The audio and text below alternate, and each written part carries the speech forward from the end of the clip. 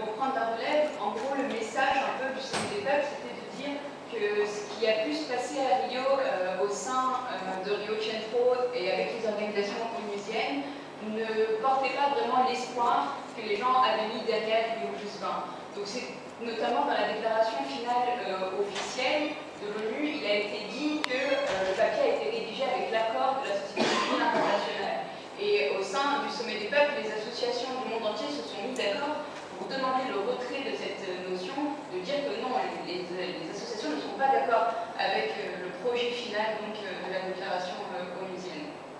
Ce qui s'est passé au Sommet des Peuples, d'après nous, avec le regard qu'on a pu avoir là-dessus, c'est que c'est vraiment là-bas que se jouait l'espoir, entre guillemets. C'est-à-dire qu'on a vu une société civile qui était organisée, comme l'a dit là, c'est des associations qui venaient de partout autour du monde, qui avaient toutes des objets sociaux peut-être différents, mais qui, ensemble et à travers une expertise du développement local, constituaient une alternative crédible qui a séduit les médias et qui se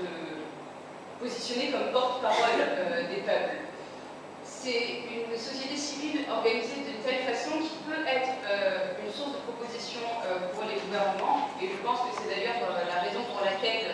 les ambassadeurs présents au sommet de la Terre ont voulu garder la notion,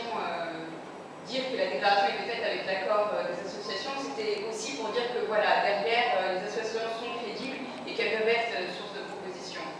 Et également, elles sont des partenaires stratégiques pour les acteurs